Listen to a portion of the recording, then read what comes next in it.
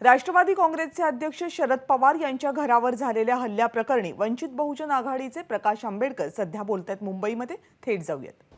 4/4/2022 ला अपर पोलीस आयुक्त म्हणजे ॲडिशनल पोलीस कमिशनर निशिंत मिश्रा यांनी सर्व पोलीस स्टेशनना आणि अधिकाऱ्यांना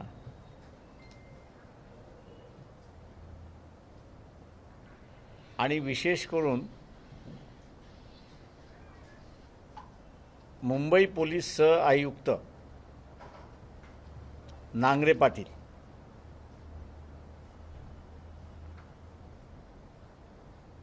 यांना गोपनीय माहिती कळवली आणि या गोपनीय माहितीमध्ये क्रमांक 3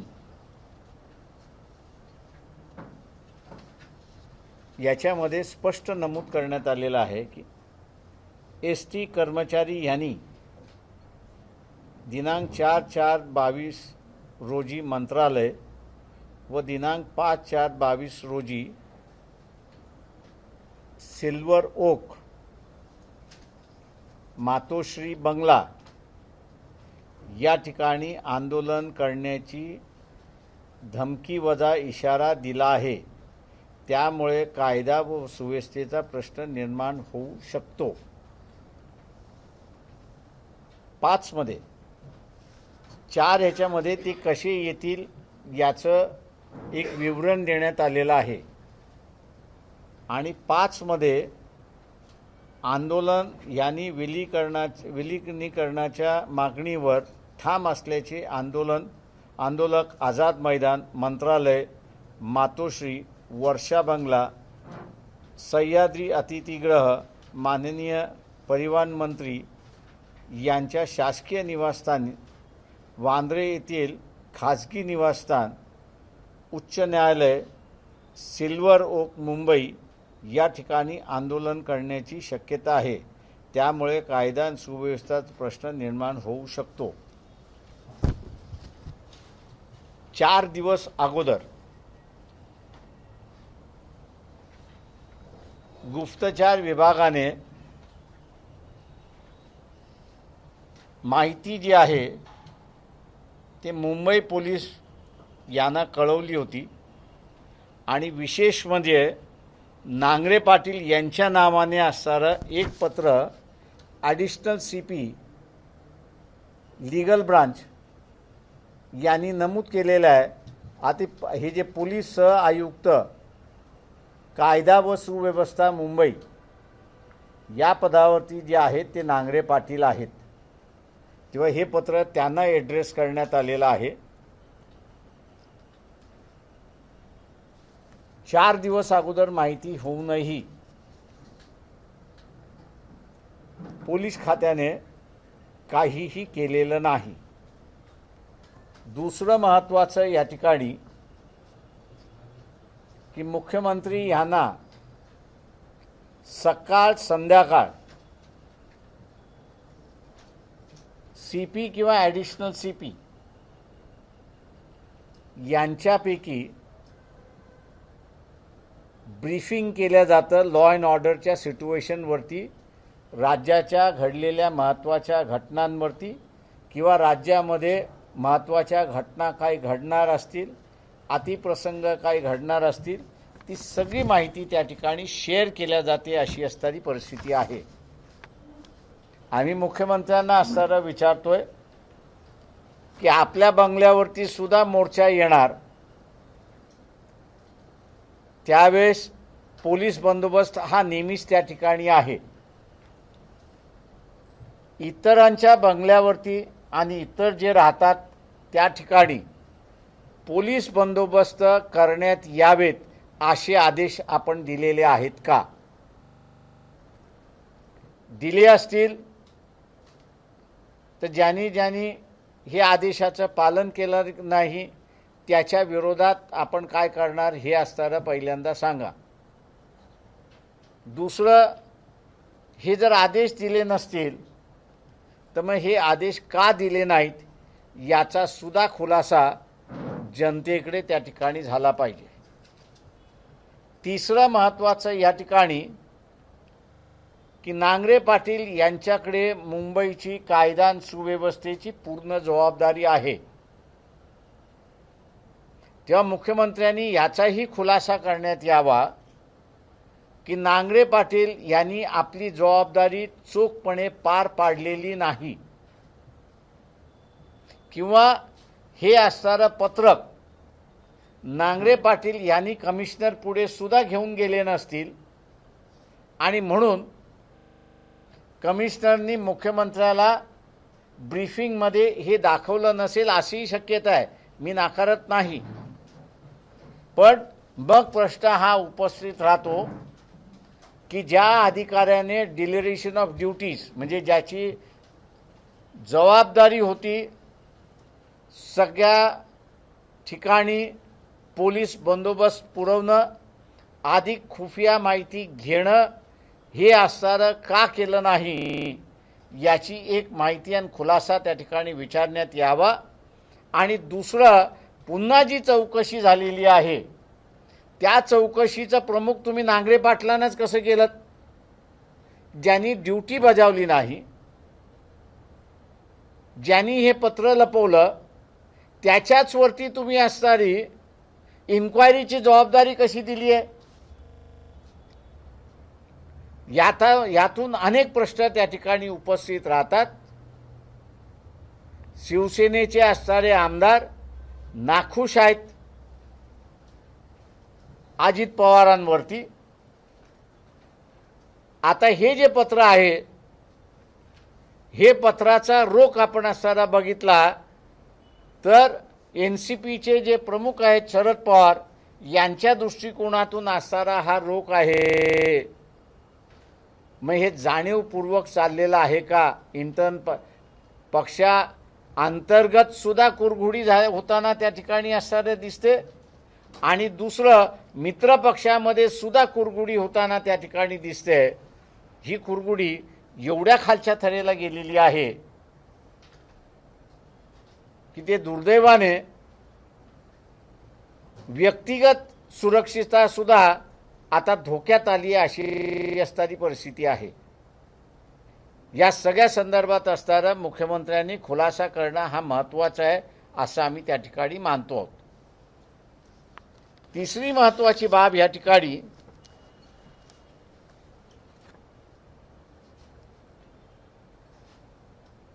मुंबईमध्ये ताजमहालवरती आणि इतर ठिकाणी हल्ला झाला त्याही वेळेस कोस्टल गार्ड जे आहे, या कोस्टल गार्डकडून अशीच माहिती आली होती की मुंबईवरती हल्ला होण्याची शक्यता आहे, येणारे जे आहेत ते समुद्रातून येतील अशी माहिती होती. पण ती सुद्धा माहिती मुंबई महाराष्ट्राच्या पोलीस खात्यामधल्या उच्च IAS अधिकाऱ्याने ती 48 तास दाबून ठेवली. हमला झाल्यानंतर त्यांनी असणारी ती माहिती सर्क्युलेट केली अशी असणारी परिस्थिती आहे. त्या घटनेनंतर आपण काहीच शिकलेलो नाही असं एकंदरीत दिसतंय. आणि आज पुन्हा सिल्वर ओकवरती किंवा अन्य मुख्यमंत्र्याच्या बंगल्यावरती, नामदार परब यांच्या असणाऱ्या बंगल्यावरती किंवा शासकीय अतिथीगृह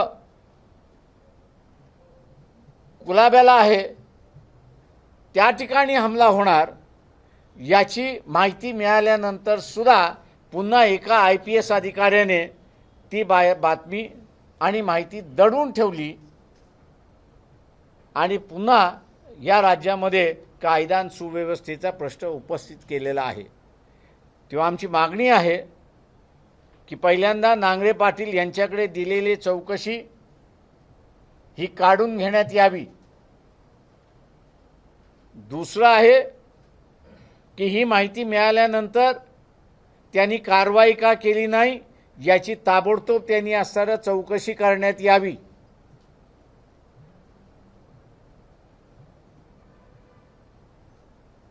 तिसरं जे आहे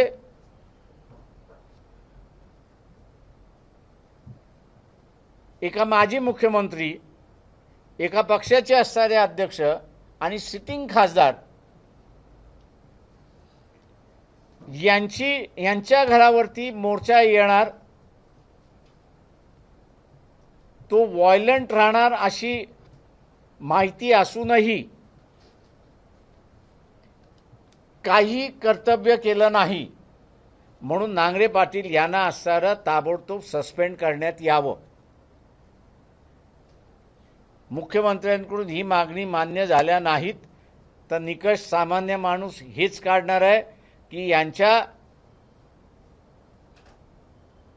महाविकास आघाडीमध्ये अंतर्गत ज्या कुरघुड्या चाललेल्या आहेत त्या अंतर्गत कुरघुड्यामुळे आता असणारा महाराष्ट्राची जनता आणि नेते हे सुखरूप नाहीत असाच निष्कर्ष त्या ठिकाणी निघणार आहेत. मुख्यमंत्र्याने ताबडतोब याविषयी बोलावं अशी मागणी वंचित बहुजन आघाडी या ठिकाणी करते.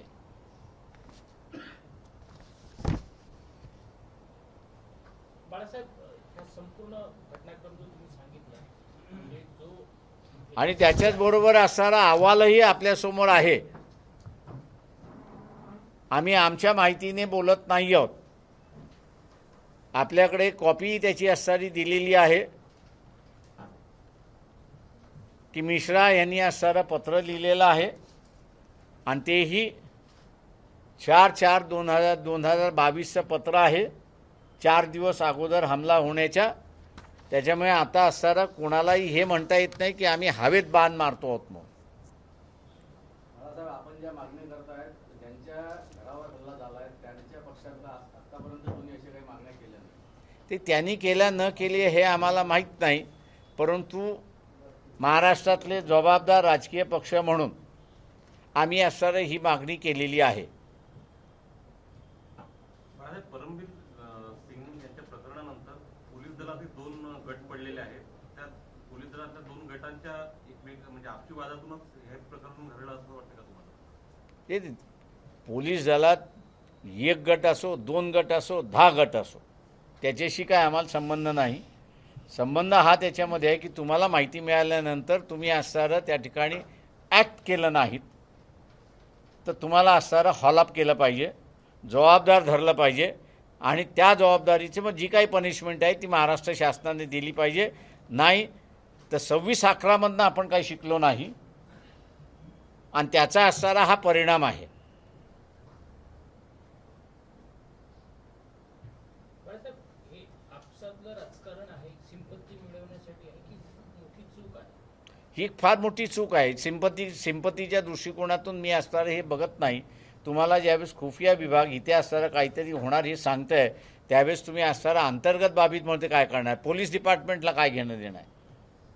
ते राजकीय क्षेत्रावर तर चाललेलं कुरघुडी आहे. लॉ अँड ऑर्डर सिच्युएशन ही पोलिसाला सांभाळायची आहे. त्यांनी असणारं ड्युटी केली नाही तर त्याला जबाबदार धरून जी शिक्षा आहे ती त्याला दिलीच पाहिजे. गृह खातं पण राष्ट्रवादीकडे आहे, त्यामुळे जे म्हणून मी असणारा प्रश्न उपस्थित काय केला की हे पत्र दाखवल्या गेलं की नाही मुख्यमंत्र्याला. आता मुख्यमंत्र्यासमोरच हे पत्र आलं नसेल तर खुफिया विभागाची माहिती होऊन फायदा काय आहे? आणि ती जोपर्यंत असणारा नांगरे पाटलाची चौकशी होत नाही तोपर्यंत त्याच्यातून बाहेर पडत नाही की ही त्या पत्रावरती ते बसले होते की त्यांनी असणारं सर्क्युलेट केलं म्हणून. बाळासाहेब, एक प्रश्न असाही उपस्थित होतो की अजित पवार असो, दिलीप वळसे पाटलांनी या संपूर्ण प्रकारावर पोलिसांना दोषी धरलं होतं.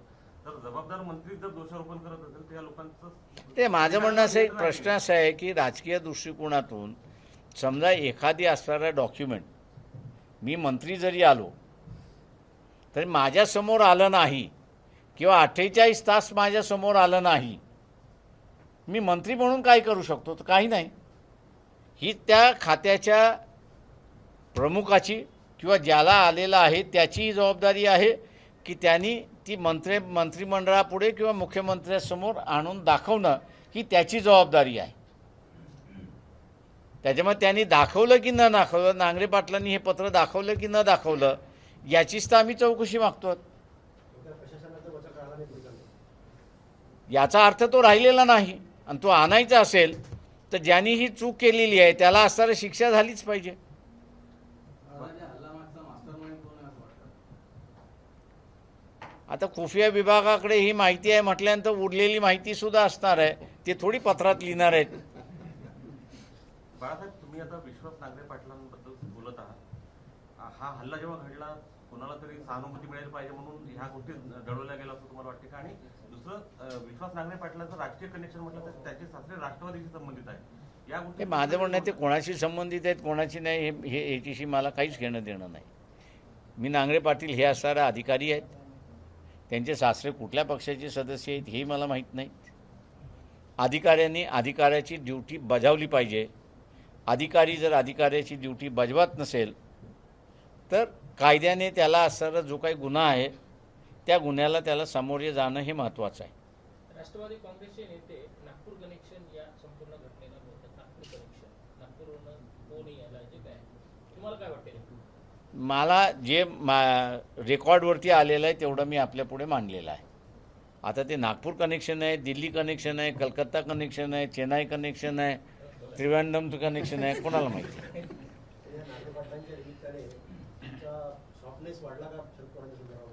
माझा सॉफ्टनेस कोणाशी वाढलेला नाही आणि कोणाचा कमी झालेला नाही.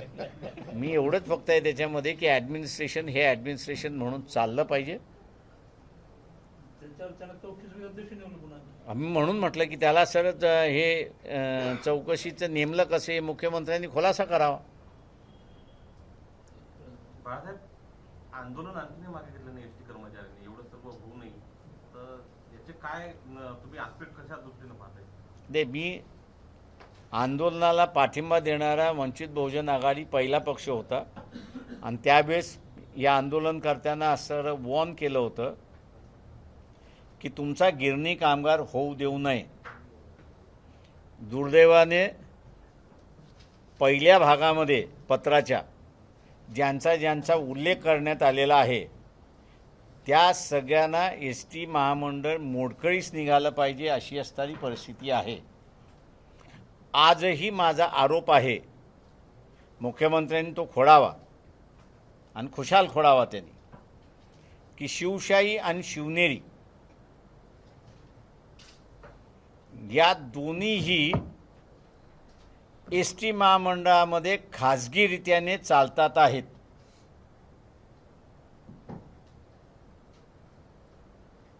खाजगी चालवता येत नाही म्हणून एस टी महामंडळाच्या नावाखाली त्या चालवल्या जातात आहेत. तेव्हा सर्व कर्मचाऱ्यांना माझं असणारं आव्हान आहे की कोर्टाने संधी दिलेली आहे 22 तारखेपर्यंत आणि 22 तारखेपर्यंत आपण गेला तर कुठलीही कारवाई होणार नाही. एस टी महामंडळ चालत राहिलं पाहिजे असं एस टी कर्मचाऱ्यांना जर वाटत असेल तर त्यांनी बिनाअट कामावरती रुजू व्हावं. राहिला प्रश्न विलिनीकरणाचा, एस टी कामगारांना जाहीरपणे मी सांगतो की एस टी महामंडळ हे महाराष्ट्र शासनामध्ये विलिनीकरण होऊ शकत नाही. तेव्हा ज्या कायद्याच्या मागण्या आहेत त्यांच्याबरोबर आम्ही आपल्याबरोबर आहोत, पण जी मागणी मान्यच होऊ शकणार नाही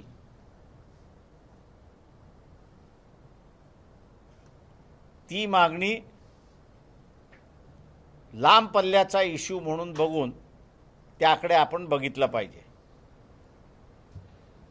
कायदेशीर सल्लागार देणारे अनेक जण असतात,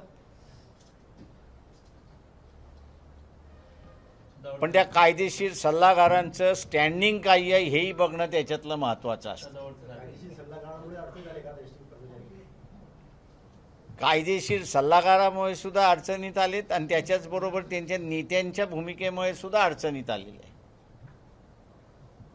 तेव्हा आमचं वंचित बहुजन आघाडीच्या वतीने एस टी कामगारांचं आव्हान आहे की त्यांनी ताबडतोब रुजू व्हावं. ट्रान्सपोर्ट मिनिस्टर परब आहेत.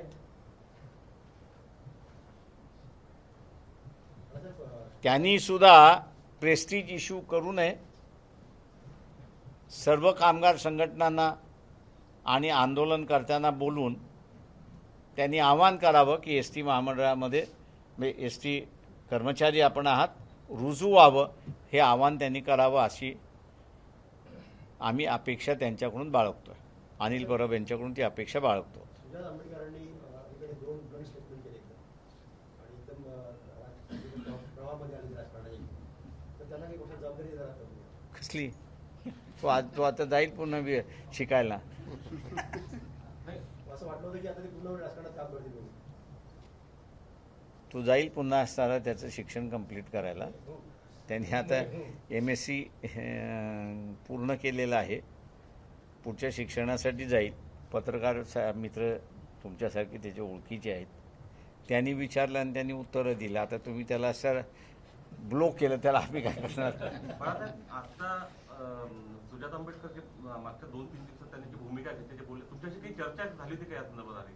मी दौऱ्यावरती आहे, त्याच्यामुळे माझी चर्चा नाही आहे. आता खऱ्या अर्थानं म्हणजे सुजात आंबेडकर सक्रिय राजकारणात आल्याचं मानायचं का मग? मी काय म्हणालो आत्ताच की ते जातील ते शिक्षणाला. मूळ प्रश्नाला उत्तर दिलंच नाही बाळासाहेब. ते भविष्यात मी काही तुम्हाला जबाबदारी देणार का सांगितलं तुम्ही त्यांना? ते त्याचं शिक्षण पूर्ण झाल्याशिवाय त्यांनी यायचं नाही हे मी त्याला सांगितलेलं आहे.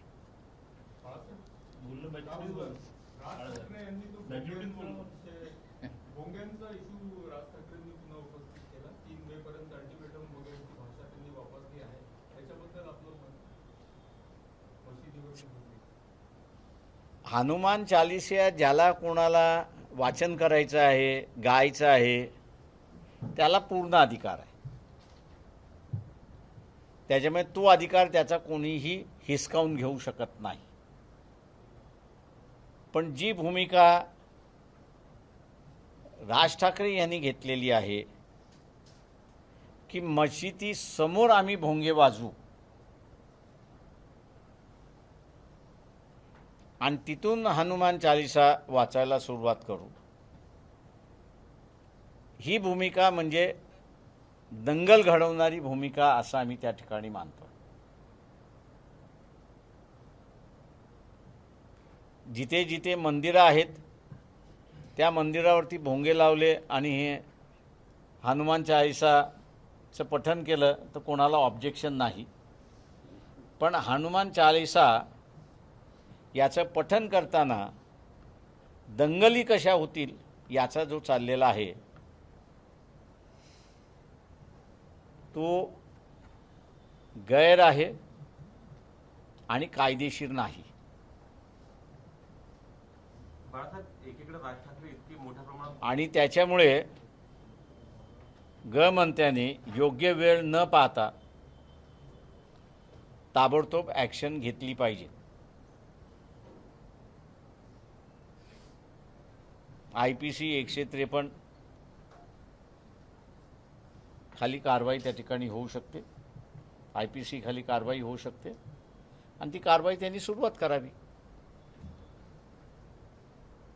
हिंदीनं जो राज ठाकरेंवर कारवाई करायला सरकार जाणीवपूर्वक उशीर करतं असं तुम्हाला वाटतं? जाणीवपूर्वक उशीर करते.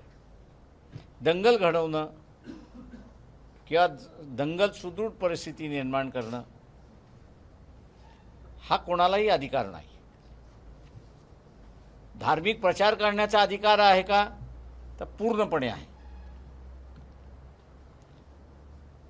पण धार्मिक प्रचारातून दंगल सुदृढ परिस्थिती करणं हा अधिकार नाही.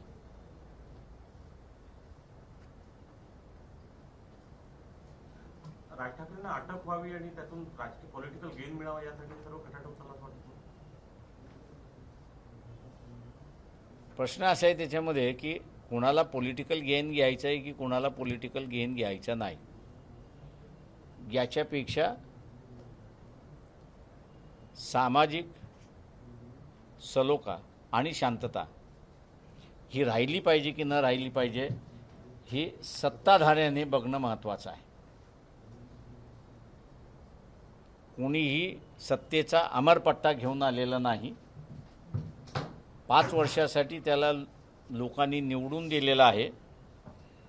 तेव्हा ह्या 5 वर्षाच्या कालावधीमध्ये ज्या संविधानाची त्यांनी शपथ घेतलेली आहे आणि विधानसभा आणि विधान परिषदेने जे कायदे मंजूर केलेत त्याची अंमल करण्याची जिम्मेदारी त्यांनी घेतलेली आहे, ती त्यांनी पार पाडावी एवढीच फक्त अपेक्षा आहे.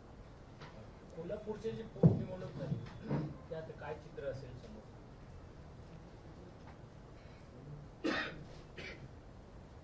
पैशाचा प्रचंड वापर झाला एवढं निश्चितपणे सांगू शकतो. त्याच्यामुळे ज्याचे पैसे जास्ती तो जिंकला असं ठरवा. म्हणजे एमएलसीचं इलेक्शन MLC नाही, MLAचं नाही पोटनिवडणूक. नाही ते झालं पण एमएलसीच्या MLC इलेक्शनमध्ये मध्ये जसा पैसा वापरला जातो हां यांनी 3,000 म्हटलं तर दुसऱ्याने 3.5 म्हटलं, दुसऱ्याने 3.5 म्हटलं तर 4.5 गेला, 4.5 गेल्यानंतर 5 गेला, शेवटी काही जणांना 8,000 सुद्धा मिळालेत अशी असणारी परिस्थिती आहे. तुमचं काय हे आहे? आता ज्याचा पैसा जास्ती चालला तो जिंकला. आता त्या वस्त्यांमध्ये थोडी आपल्याला माणसं कळतात कोणी किती काय केले ते. सर देश में और देश और केंद्र और राज्य में जिस तरीके की स्थिति निर्माण हुई है कार्रवाई को लेकर ईडी सीबीआई जो भी है, सामान्य कोई प्रश्न या सवाल या जो भी उनके प्रॉब्लम्स है वो दूर होते जा रहे हैं और इन दोनों के ही बीच मीडिया भी उनको ही ज़्यादा कवरेज दे रही है. क्या लगता है इन बीच में कि इसमें शरद पवार भी इस इशू को लेकर प्रधानमंत्री से मिल चुके हैं? क्या ये सब बंद होकर या फिर इसको एक स्टैंड मिलकर सामान्य कोई प्रश्नों को ये देना चाहिए? देखिए मैं जहाँ तक समझता हूँ कि बीजेपी का एक एजेंडा फाइनल है और वो उस पर अमल कर रहे हैं कि जितने भी विरोधी दल है एक तो उनको झुकाए, अपने काबू में ले, और जो काबू में नहीं आ रहे हैं उनका दमन करना शुरुआत करें. और इसलिए बीच बीच में कुछ राजनीतिक दल बीजेपी के खिलाफ दिखाई देते और कुछ राजनीतिक दल जो है वो बीजेपी के साथ में दिखाई देते हैं. तीसरी बात ये है कि जो इनके दबाव में नहीं आ रहे हैं वो सीधे सीधे बीजेपी का विरोध कर रहे हैं. तो एक मैं समझता हूं कि ये बीजेपी की सोची समझी राजनीति है, साजिश है कि दमन की राजनीति पर अमल करना है, फिर चाहे वो इकोनॉमिक तरीके से हो या राजनीतिक तरीके से हो. तो ये उनकी राजनीति है. मैं ये समझता हूं कि जितने भी सही मायने में बीजेपी के और आरएसएस के खिलाफ है उन्होंने इकट्ठा आकर अपनी एक ताकत बतानी चाहिए और उसके खिलाफ लड़ना चाहिए. सर उसी का एक जरिया जैसे कल तक राज ठाकरे हिंदुत्व का कोई लेना देना या उस पार्टी को नहीं था, एकदम ही पलटवार हुआ है, जबकि कल तो मोदी को लगा रहे वो वीडियो ये बात कर रहे थे. क्या वो ये उसमें दिखाई? सवाल ऐसा है कि राज ठाकरे की ईडी की इंक्वायरी होगी. 15 दिन पहले उनके ही एक अच्छे वर्कर को मैंने बताया था और उन्होंने पब्लिकली कहा कि भैया ये जानकारी हमको मिली. तो जाहिर है कल उन्होंने उसका उल्लेख भी किया. सवाल ये है कि व्यापार करने के लिए निधि की ज़रूरत होती है और कोहिनूर मिल जैसी बम्बई की इलाके की जगह में इन्वेस्ट करना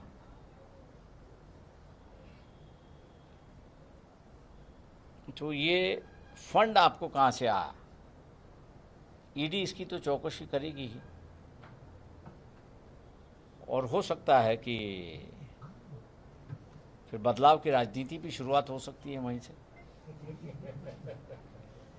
कशी असेल बाळासाहेब राजनीतिक बदलाव जी राजनीती तुम्ही म्हणताय ती कशी असेल नेमकं? आता म्हणजे ज्या गाठी भेटी होत आहेत, गडकरी भेटले, दानवे भेटले, लोक भेटले, बदल कसे घडणार आहेत? ज्या दिवशी एक चांगला विरोधी पक्षनेता या सगळ्यांचं नेतृत्व करेल तो बीजेपीचे जेवढे काळे कर्तृत्व आहेत ते सगळे तो बाहेर आणल्याशिवाय राहणार नाही. त्याच्यामुळे बी जे पीवाले धुत्या तांदळासारखे आहेत असं बी जे पीवाल्यांनी समजू नये. आयएनएसचं जे प्रकरण आहे सोमय्या यांचं जे पैसे गोळा केले त्या संदर्भात काय म्हणतात? किरीट सोमय्या माझ्याकडे वकील म्हणून आले तर मग त्यांना सल्ला जो द्यायचा तो मी देईन. बाळासाहेब नाही वकील सल्ला म्हटले मी, वकीलपत्र नाही म्हटलं, सल्ला म्हटलं मी. बाळासाहेब मधात तुम्ही दिल्लीला होता आणि काँग्रेसच्या काही वरिष्ठ नेत्यांशी तुमची पुढच्या भविष्यातल्या आघाडी संदर्भात काही चर्चा झाल्याची एक माहिती मी दिल्लीला गेलोही नाही. हे मागच्या महिन्यातली गोष्ट आहे. मागच्या महिन्यातही मी दिल्लीत गेलेलो नाही आहे. मी पुन्हा मुंबई अकोला असंच आहे. काही चर्चा सुरू नाही झाल्या काँग्रेससोबत. बाळासाहेब मला माहीत नाही कोणी माहिती दिली तुम्हाला.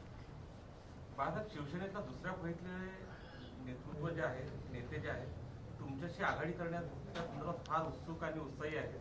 भविष्यात शिवसेना ते आम्ही शिवसेनेची रूल आउट केलेलं नाही ना.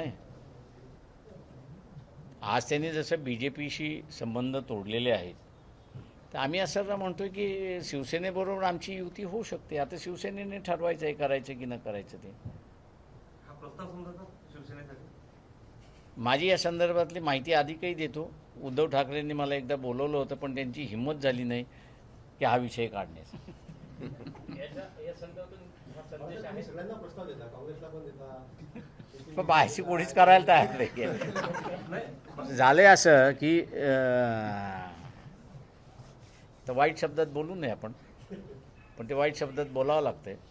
माझ्याशी कोणी लग्न करायला तयार नाही आहे. फक्त म्हणतात आमच्याबरोबर फिरा.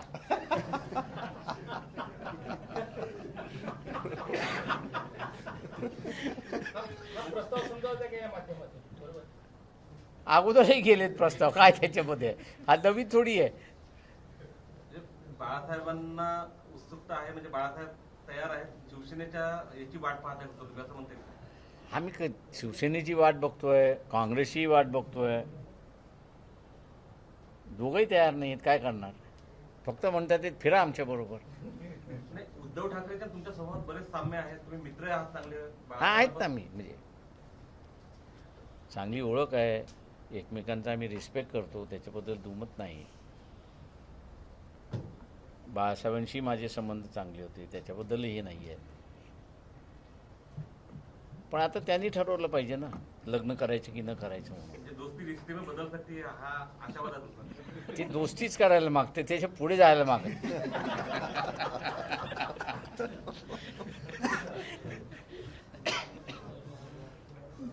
प्यार में और राजनीति में कुछ भी हो सकता है. प्यार और राजनीति में सब जायज है और कुछ भी हो सकता है. हाँ, लेकिन हम एक अपेक्षा लेके चले हैं ना, वो पूरी नहीं हुई. वो पूरी नहीं हो रही है, उस पर क्या करेंगे. चला, थँक्यू सगळेजण. एक कोणत्या तरी भेटीत उद्धव ठाकरेंनी तुम्हाला असं म्हटल्याचं ऐकत आहे की आपण भविष्यात सोबत काम करू, असं काही. ते मी तेच म्हणाल ना, भेट झाली ना त्याच्यासमोर. मी कुठं म्हणाल नाही, त्याची चर्चेत मी तुम्हाला म्हटलं भेट झाली, सगळी झाली, पण त्याच्या पुढं काहीच नाही ना. ऑलरेडी दोन पक्षांनी परेशान आहेत, तिसरा पक्ष घेतील का जवळ? ऑलरेडी म्हटलं दोन पक्षांना परेशान आहेत ते. कोण? उद्धव ठाकरे. आता त्यांनी ठरवायचं आहे. चलो, थँक्यू. चला, चहा नाश्ता घ्या.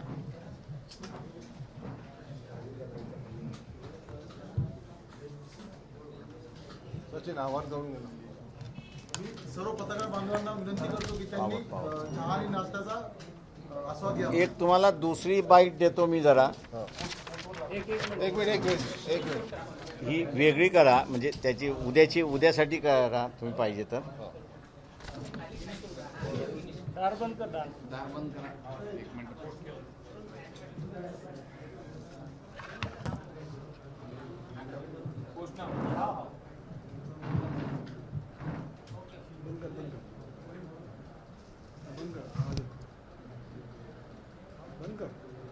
बंद कर. याचा फुल फॉर्म काय? याचा फुल फॉर्म काय?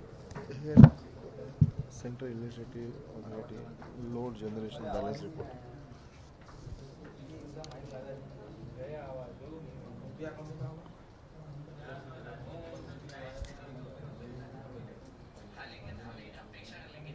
हे 15,000 मेगावॉट मेगावॉट आहे जास्ती आहे. हां एक्सेस आहे त्यांच्याकडे. तामिळनाडूमध्ये 8,000. 8,000 आहे, 8,000. आंध्रामध्ये 8,000 आणि उत्तर प्रदेशमध्ये 10,000.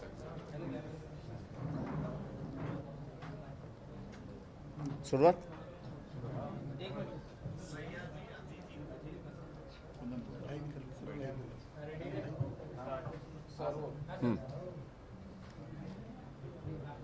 केंद्र शासनाची इलेक्ट्रिसिटी अथॉरिटी यांच्या अहवालात म्हणजे सध्याच्या लेटेस्ट अहवालामध्ये त्यांनी जनरेशन बॅलन्स रिपोर्ट हा टाकलेला आहे. या जनरेशन बॅलन्स रिपोर्टमध्ये कुठल्या कुठल्या राज्यामध्ये एक्सेस इलेक्ट्रिसिटी आहे त्याचं त्यांनी नमूद केलेलं आहे. गुजरातमध्ये 15,738 मेगावॉट अधिक वीज आजच्या क्षणाला आहे अशी परिस्थिती आहे. तामिळनाडूमध्ये 8,573 मेगावॉट ही एक्सेस आहे. आंध्र प्रदेशमध्ये 8,573 ही एक्सेस आहे आणि उत्तर प्रदेशसारखा राज्य याच्यामध्ये 10,523 मेगावॉट ही एक्सेस वीज आहे. महाराष्ट्राला जी वीज कमी पडते शासनाच्या आकडेवारीप्रमाणे ही 3,540 असं काहीतरी तो आकडा आहे. आणि म्हणून शासन म्हणते की आम्हाला लोडशेडिंग करावी लागते. नॅशनल ग्रीड असल्यामुळे एका राज्याची वीज दुसऱ्या राज्यामध्ये एका सेकंदामध्ये जाऊ शकते अशी असणारी परिस्थिती आहे. पण दुर्दैवाने जे वीज मंत्री आहेत त्यांना मुळात आपल्या राज्यामध्ये हायड्रोची वीज कमी आहे, न्यूक्लिअर पॉवर प्लांटची वेगळी कमी आहे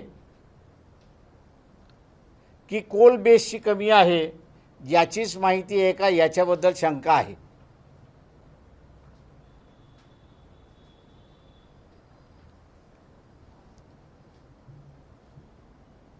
हायड्रोच्या संदर्भात आत्ता जर बोलायचं झालं,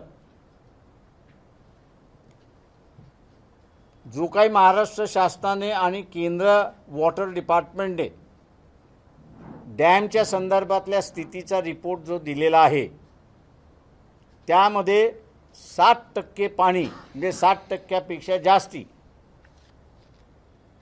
डॅममध्ये पाणी आहे अशी असणारी परिस्थिती आहे.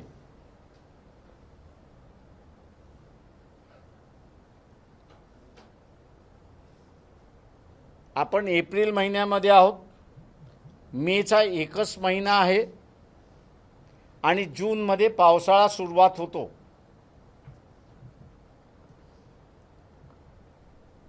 डॅममध्ये किती पाणी असलं पाहिजे याचाही एक चार्ट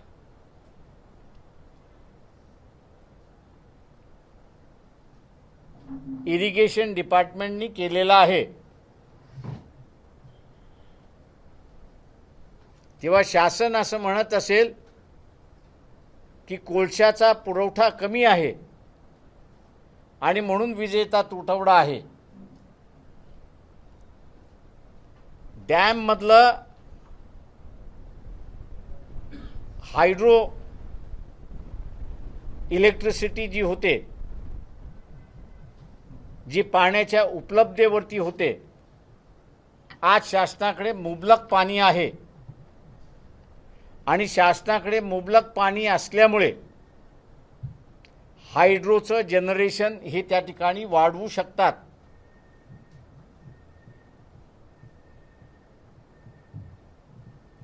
आणि हायड्रोचं जनरेशन वाढवलं पीक पिरियडमध्ये तर तुटवडा हा असणारा कमी होऊ शकतो.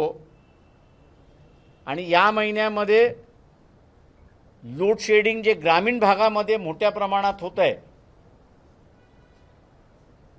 की ज्याच्यामुळे शेतकऱ्याला शेतीला पाणी देता येत नाही, ती अडचण या ठिकाणी दूर होऊ शकते अशी परिस्थिती आहे. आणि दुसऱ्या बाजूस गुजरात, तामिळनाडू, आंध्र प्रदेश आणि उत्तर प्रदेश याचं जनरेशन लक्षात घेता ही स्टोअर होत नाही वीज, ती वाया जाते. त्याच्यामुळे महाराष्ट्र शासनाने या राज्यांशी नेगोशिएट केलं आणि नेगोशिएट करून वाया जाणाऱ्या वीजचे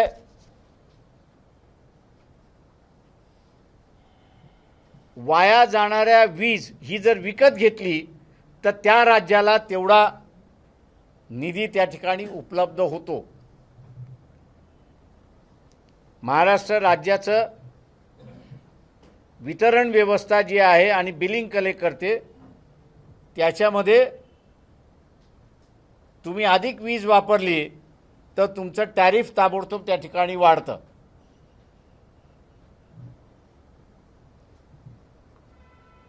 त्याच्यामुळे हा बोजा महाराष्ट्राच्या रेव्हेन्यू डिपार्टमेंटवरती येत नाही किंवा महाराष्ट्राच्या तिजोरीवरती येत नाही, तर ग्राहकाकडून त्या ठिकाणी तो वसूल केला जातो अशी असणारी परिस्थिती आहे. एवढंच आहे की त्या राज्यांना काउंटर हमी द्यावी लागते की जे महाराष्ट्र राज्य त्या ठिकाणी देऊ शकतं. एवढा साधा आणि सिंपल प्रश्न 3 पायाच्या सरकारला सोडवता येत नाही, हे दुर्दैव आहे असं मी त्या ठिकाणी मानतो. राज्य चालवता येत नसेल तर राज्यातून बाहेर पडा,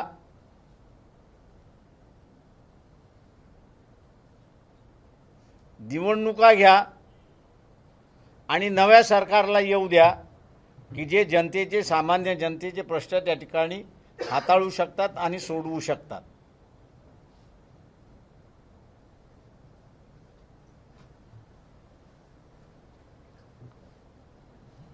लोड शेडिंग जनतेवर लादवल्या जाण्याचा हा प्रश्न आहे, त्यामध्ये लादवल्या चालत का? मी लादवत नाही, मी लोकांना नागवणं असं म्हणतोय. शासनाने विजेच्या माध्यमातून लोकांना नागवण्याचा भाग हा चालवलेला आहे. वीज देशामध्ये उपलब्ध आहे, देशामध्ये वीज उपलब्ध आहे. फक्त महाराष्ट्र सरकारचं की आमच्याशिवाय तुमचं चालत नाही हे दाखवण्यासाठी विजेचा तुटवडा केला असं आमचा आरोप आहे.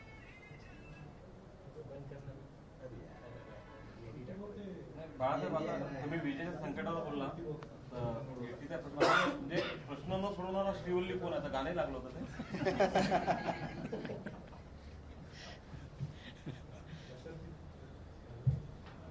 आंदोलन होतात पण प्रश्नाची सोडवणूक होत नाही, काय कारण आहे? ते प्रश्न असा आहे की मंत्र्यांचे असणारे बंगले वाढतात, बँक बॅलन्स वाढते, पण MSAB जी आहे याचा खिसा खाली होत जातो, हेच मोठं आश्चर्य आहे.